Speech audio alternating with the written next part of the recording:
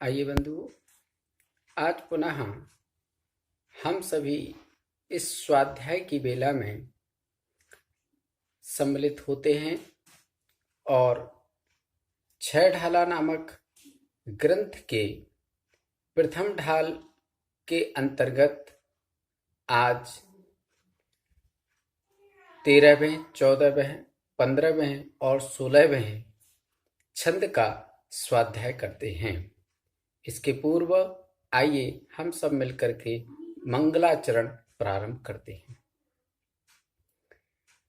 तीन भुवनों में सार वीतराग विज्ञानिता शिव स्वरूप शिवकार नमहु त्रियोग संहारिके। आत्मा की उन्नति में यह ग्रंथ बड़ा ही मर्म स्पर्शी है, जहां जीव के लिए संसार से निकलने का उपाय बताकर के पंडित जी ने बहुत बड़ा ही उपकार हम सामान्य जन के ऊपर किया है। आध्यात्मिकता से सराबोर करते हुए उन्होंने इस प्रथम ढाल के अंतर्गत जहां चारों गति के दुखों का वर्णन करके और इसको समझ करके प्राणी मात्र के लिए अपने जीवन में संसार से भयभीत होकर के इस संसार के त्याग के उपाय स्वरूप मार्ग प्रशस्त करने के लिए एक नूतन संघर्ष अपने जीवन में धारण करते हुए और इस छह ढाला के शब्दों को अर्थ सहित समझ करके अपने जीवन को निश्चित रूप से इस मोक्ष मार्ग में लगाने का परिक्रम करना चाहिए।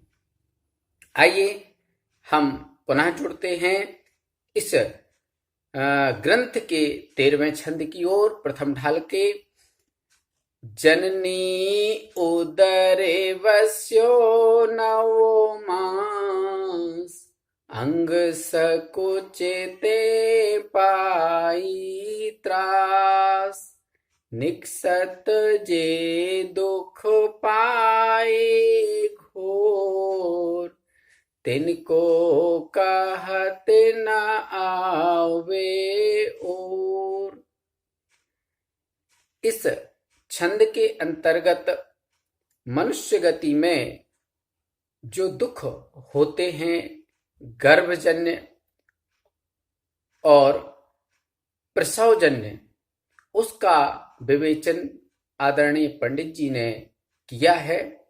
देखें क्या कहते हैं कि जननी उदर वस्यो नव मास। मनुष्य गति के दुखों में कि जननी अर्थात माता के उदर अर्थात पेट में, वस्यो अर्थात रहा, 9 मास अर्थात 9 महीने तक। मनुष्य गति में यह जीव, इसकी उत्पत्ति मां के गर्भ से जहां होती है तो उसके पूर्व 9 महीने तक मां के गर्भ में इसको रहना पड़ता है। ये नियति है। हाथ पांव सिकुड़े रहते हैं। संकुचित अवस्था में यह जीव 9 महीने तक पड़ा रहता है। न हाथ फैला सकता है, न पैर फैला सकता है। वहीं इस जीव का के शरीर का पूर्णता निर्माण होता है धीरे धीरे। विचार करो तब कितना कष्ट हुआ करता है उस जीव के लिए। उसकी कल्पना पंडित जी कहते हैं कि नहीं की जा सकती है। जननी उदर वस्यो 9 मास अंग सकुचते पाई त्रास। और क्या कहा कि अंग सकुचते, अंगों के सिकुड़े रहने से, त्रास मतलब दुख। इस प्राणी को उस मां के गर्भ में अत्यंत ही दुख भोगने पड़ते हैं। दुख का अनुभवन करना पड़ता है। और कहते हैं निकसत जे दुख पाए घोर, तिनको कहत ना आवे। और जब मां के गर्भ से यह जीव बाहर निकलता है तब इतने दुख होते हैं कि जिनका वर्णन करना सहज नहीं है, उसके वर्णन का अंत नहीं हो सकता है। तिनको कहत अर्थात उनको कहा ना नहीं आवे, और कहते कहते उनका छोर नहीं आ सकता, अंत नहीं हो सकता है। इतने अधिक मां के गर्भ से निकलते समय दुख इस जीव को हुआ करते हैं।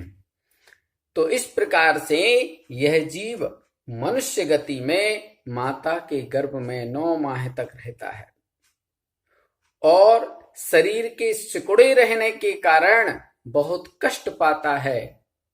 माता के गर्भ से बाहर निकलते समय जो अपार कष्ट इस जीव को प्राप्त होता है वह कहना संभव नहीं है।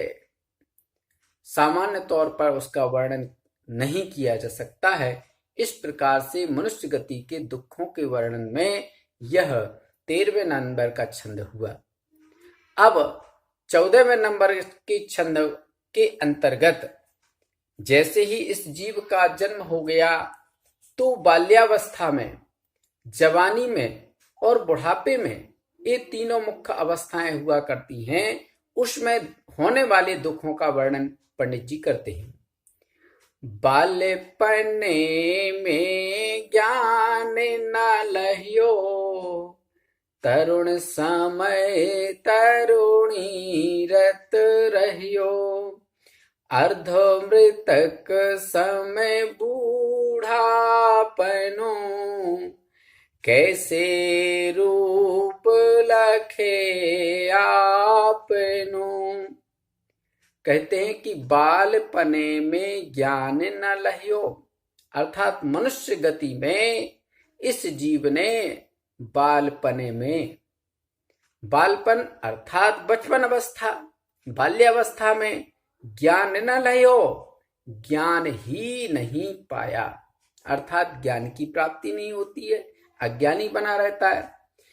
तरुण समय तरुणीरत रहो, चलो जैसे तैसे अज्ञान अवस्था में बाल्यावस्था बीतती है तो तब जाकर के यह जीव तरुण समय अर्थात युवावस्था में क्या होता है, तरुणीरत रहो।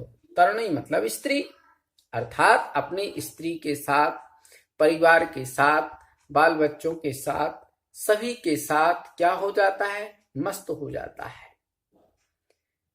सब भूल जाता है आगे पीछे, पैसा कमाना, उसको भोगना, बस शरीर के सुखदायक सामग्री को जुटाते हुए वह जीव इस संसार अवस्था में, इस भौतिक वर्तमान में भौतिक यंत्रों के संसाधन को ही सच्चा सुख मान करके और वह निरंतर इस अज्ञानता के जीवन को जीने में तत्पर है।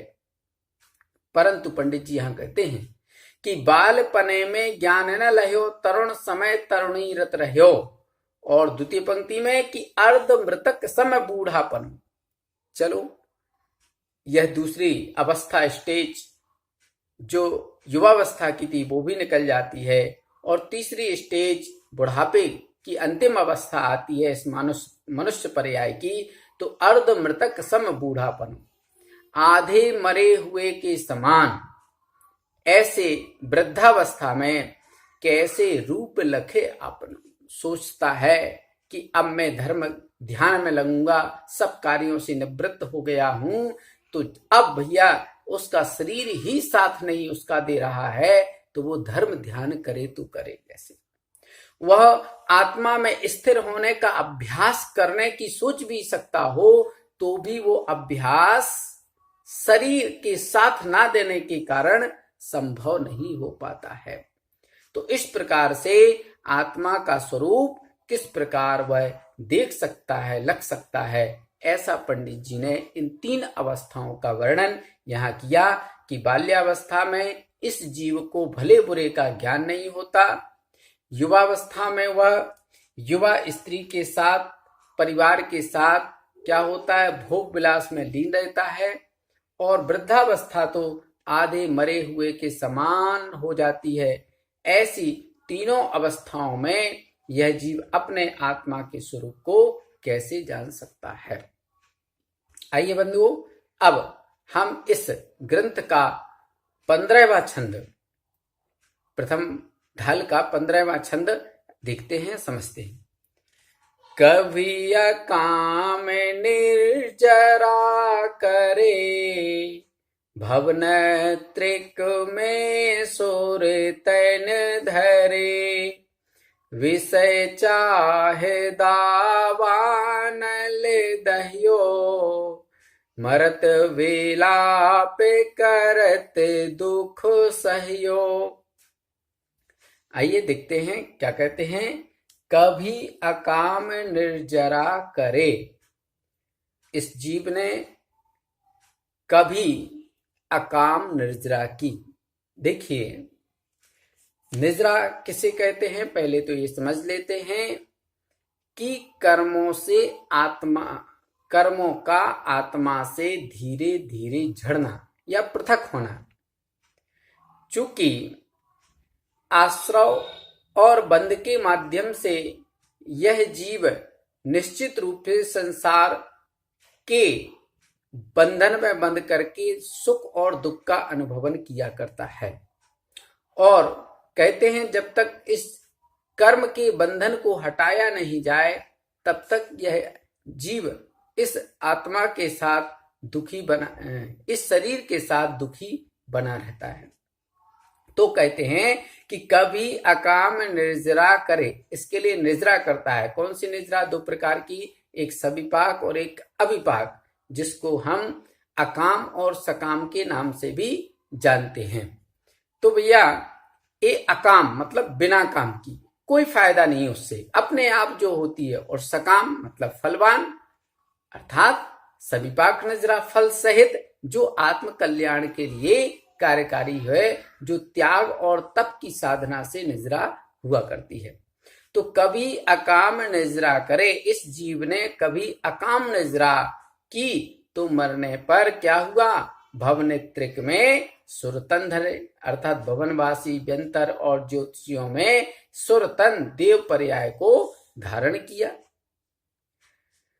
परंतु वहां भी विषय चाह दावानल दयो, क्या हुआ? विषय चाह अर्थात विषयों की, पंचेंद्रिय के विषयों की चाह रूपी जो दावानल है, भयंकर अग्नि है, उसमें दह्यो अर्थात जला, और मरत विलाप करत दुख सहयो, और मरत अर्थात मरते समय, विलाप करत अर्थात विलाप कर करके, रो रो कर क्या हुआ?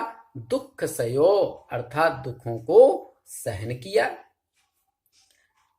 कहने का तात्पर्य है कि कभी इस जीव ने अकाम निर्जरा की तो मर करके यह भवनवासी, व्यंतर और ज्योतिषी देवों में से किसी एक प्रकार के देव का शरीर धारण किया। परंतु वहां भी इंद्रिय विषयों की चाह रूपी भयानक अग्नि में यह जीव क्या हुआ? जलता रहा, और मरते समय क्या हुआ? चूंकि इस अवधिज्ञानी तो होता ही है देव पर्याय में जीव, तो क्या होता है? मरते समय रो रो कर दुखों को यह खूब सहन करता है। आइए इस ढाल की अंतिम छंद की ओर हम चलते हैं। जो विमान वासी हु थाय, सम्यक दर्शन बिन दुख पाए, तहते चैथावर तन धरे, यो परिवर्तन पूरे करे। देखिए क्या कहते हैं, देवगति में दुखों के वर्णन के अंतर्गत यह 15वां और 16वां छंद है। उसमें इस 16वें छंद में देवगति में वैमानिक देवों के दुखों का निरूपण करते हुए आदरणीय पंडित जी कहते हैं कि जो विमानवासी हु था, अर्थात यदि इन भवनत्रकों के अलावा यदि आगे चल करके यह जीव विमानवासी भी हो गया, अर्थात वैमानिक देव भी हुआ, तो सम्यक दर्शन बिन दुख पाए। सम्यक दर्शन के बिना यह क्या हुआ? दुखों को इस जीव ने पाया। सम्यक दर्शन के बिना इस जीव ने दुख पाया। और तहते चय थावर तन धरे, अर्थात तहते वहां से चय अर्थात मर करके क्या हो गया? थावर तन धरे। थावर मतलब स्थावर, स्थावर जीव का तन मतलब शरीर, धरे मतलब धारण किया। फिर यों परिवर्तन पूरे करे। इस तरह से यह जीव जो द्रव्य, क्षेत्र, काल, भाव और भाव रूप जो पंच परावर्तन की प्रक्रिया है, इसको पूर्ण किया करता है। अर्थात निगोद से लेकर के चारों गतियों के, त्रियंचों के, नरक गति के, मनुष्य गति के और देव गति जनित ऐसे चारों गतियों के दुखों को सहन करता रहता है। और इस चक्र में ये उलझ करके इस राग द्वेष मोहात्मक परिणति के कारण और कसाय और योग की परिणति के कारण यह जीव इस संसार चक्र में घूमता रहता है और सदा दुखी बना रहता है।